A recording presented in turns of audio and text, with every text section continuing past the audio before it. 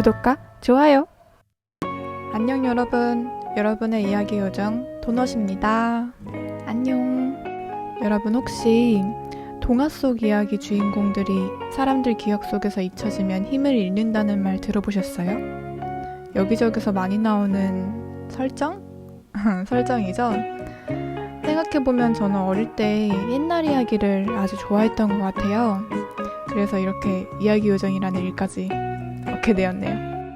그 이유는 엄마도 동화책을 많이 읽어주셨고 아빠도 막 즉석에서 지어서 호랑이 이야기를 해주곤 했어요. 별거 아니지만 그렇게 쌓여서 지금 저의 흥미가 된 것 같아요. 자, 그래서 이야기 요정이 오늘 가져온 이야기는 바로 우렁각시 이야기입니다. 어른이 친구들 들어보긴 했는데 헷갈리죠? 뭐였더라? 우렁각시는 요즘 구미호전에 나왔는데 녹즙 아줌마한테 남편 잃은 사람이잖아. 네, 맞아요. 사람들이 잘 기억하지 못하는 어둑선이가 질투한 이른바 잘 알려진 이야기의 주인공 우렁각시입니다. 옛날 아주 오랜 옛날에 참 성실하고 착한 청년이 호롤단신으로 살고 있었습니다. 청년은 열심히 농사를 지어 마을 사람들에게 나눠주고도 먹을 것이 풍족하였지만 함께 나눠 먹을 가족이 없었어요. 어느 더운 날 언제나처럼 열심히 밭일을 하던 청년이 바닥에 털푸덕 주저앉아 하소연을 했습니다. 이렇게 힘들게 농사를 지어서 뭐하나. 같이 놀아먹을 식구도 없는데. 그런데 놀랍게도 청년의 하소연에 누군가 답했습니다. 나랑 같이 놀아먹자. 화들짝 놀란 청년이 주위를 둘러보았는데 넓은 땅에는 청년 혼자뿐이었어요. 잘못 들은 건가 싶어 머리를 그적이는 청년은 다시 한번 말해보았어요. 같이 먹을 사람도 없는데 뭐하러 농사를 짓나? 그러자 다시 한번 똑같은 목소리가 들렸습니다. 나랑 같이 놀아먹자두? 이 신기한 목소리의 주인공을 찾으려 해도 사람의 모습을 한 것은 아무것도 없고 아주 큰 우렁이 한 마리가 청년의 옆에서 자리를 지키고 있었습니다. 괜히 신기한 마음이 들어서 청년은 그 우렁이를 집으로 데려와 큰 독에 물을 넣고 안에 넣어두었어요. 그리고 그 다음 날부터 청년의 집에 아주 신비한 일이 벌어지기 시작했습니다. 여느 때처럼 농사를 짓고 집에 들어오는데 아주 맛있는 징수성찬이 차려져 있는 것이었어요. 대체 누가 이렇게 맛있는 밥을 해놓고 간 것일까요? 의심스러웠지만 따뜻한 밥을 보니 참을 수가 없어 허겁지겁 맛있게 먹었답니다. 다 먹고 난 뒤에야 누구일까 다시 한번 생각해 보았지만 도무지 알 수가 없었어요. 그런데 그 다음 날에도 그리고 그 다음 날에도 일을 마치고 돌아온 청년을 위해 맛있는 밥이 차려져 있었습니다. 청년은 너무도 궁금해서 참을 수가 없었어요. 그래서 어느 날 일을 하던 중에 몰래 집으로 돌아와 안을 살펴보았습니다. 그런데 놀랍게도 도간에 넣어뒀던 우렁이가 여인의 모습으로 변해 맛있는 상을 차리는 게 아니겠어요? 몰래 훔쳐보려 했지만 그만 바닥에 주저앉고 말았어요. 청년의 상을 차리던 우렁각시는 깜짝 놀란 얼굴로 청년을 바라보았답니다. 우렁이가 사람이었더니. 놀란 얼굴로 청년을 바라보던 우렁각시가 활짝 웃으며 말했습니다. 농사지어 함께 놀아먹을 사람이 없다 하지 않았소. 그러자 넋이 나가있던 청년의 심장이 빠르게 뛰기 시작했습니다. 모습을 들키게 됐지만 우렁각시는 여전히 청년에게 맛있는 밥을 차려주었어요. 청년은 이따금 일을 하던 중간에 집으로 와 우렁각시와 함께 밥을 차리고 함께 먹기 시작했습니다. 그런 시간이 흐르자 그녀와 함께 살고 싶다는 생각을 하게 되었어요. 마음을 먹은 청년이 들꽃을 갖고 와 각시에게 내밀었습니다. 나랑 같이 살지 않겠소? 우렁이로 변한 당신도, 사람 모습을 한 당신도 내가 보살펴 주겠소. 청년의 고백에 한참을 말없이 고민한 우렁각시가 자신의 정체를 드러냈어요. 나는 본디 용왕의 딸로 태어나 바닷속에서 죄를 짓고 벌을 받는 중이었소. 마음이 선하고 부지런한 인간인 당신을 3년간 보살펴주는 것이 내 일이었지.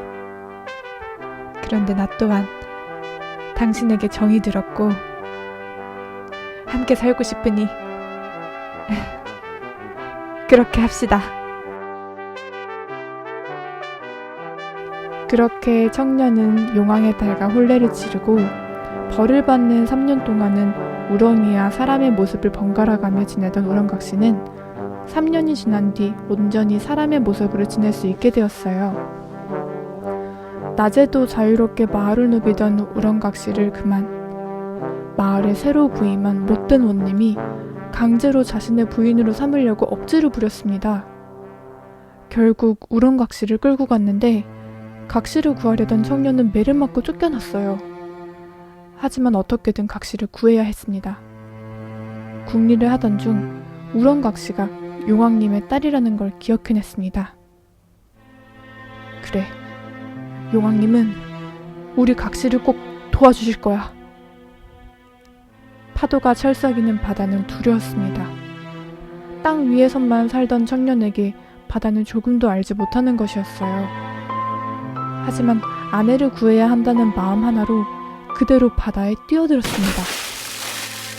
그 소식을 들은 원님은 청년이 스스로 목숨을 끊었다고 좋아했어요. 하지만 감옥에서 똑같은 소식을 들은 우렁각시는 싱긋 웃었습니다. 한편 바닷속 용궁으로 오게 된 청년은 장인어른이자 용왕의 앞에 무릎을 꿇었습니다. 이미 무태 상황을 알고 있던 용왕님은 청년에게 조롱박 하나를 주었답니다. 이걸 가지고 가서 내 딸을 데리고 간 그 파렴치 않은 놈과 3개의 내기를 하자고 하거라. 어떤 내기든 그 물건이 너를 이기게 해줄 것이다. 그 말이 끝나자마자 청년은 정신을 잃었고 눈을 떠보니 품 안에 조롱박 하나를 가진 채 무트로 떠밀려 오게 되었습니다. 바다로 뛰어들었던 사람이 살아 돌아오자 마을 사람들은 청년을 원님에게 데리고 갔어요. 내 아내는 용왕님의 딸이오. 감히 용왕님의 딸을 건드린 죄, 이제라도 용서를 빌고 내 아내를 풀어주시오. 하지만 원님은 청년이 술수를 부린다고 생각했습니다.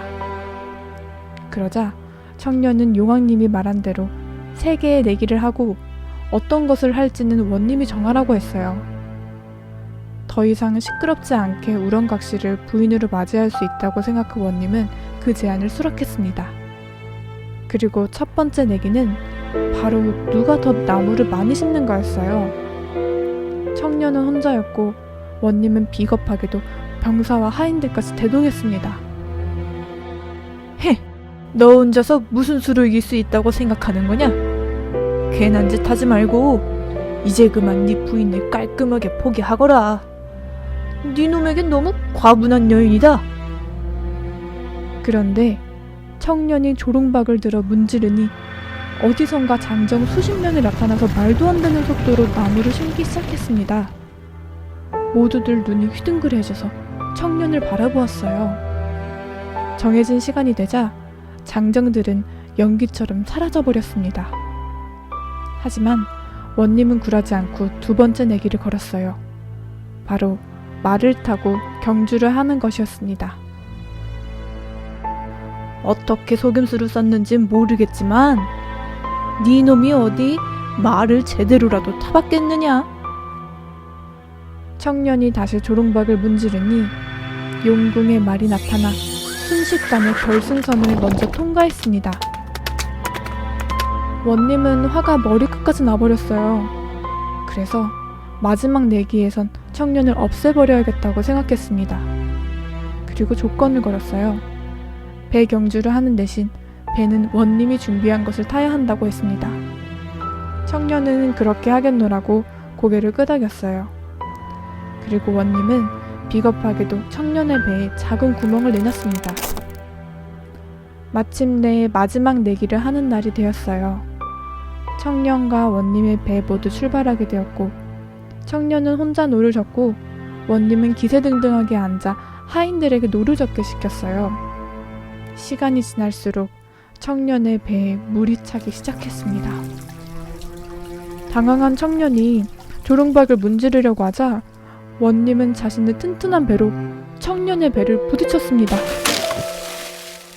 약한 배가 그대로 부서져서 산산조각이 나버렸어요. 순식간에 바다로 빠진 청년이 의식을 잃었습니다. 그런데 그때 파도가 청년의 몸을 무트로 올리고 또 다른 파도가 원님이 탄 배를 그대로 뒤집었어요.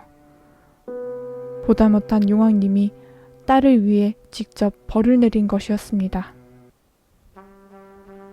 청년은 다시 사랑하는 우렁각시와 만날 수 있었고, 용왕의 딸과 용왕의 사이라는 소문이 나자 임금님은 직접 그들에게 마을을 살피는 새 원님으로 벼슬을 내렸습니다. 그렇게 청년과 우렁각시는 마을을 잘 보살피며 오래오래 행복하게 살았답니다.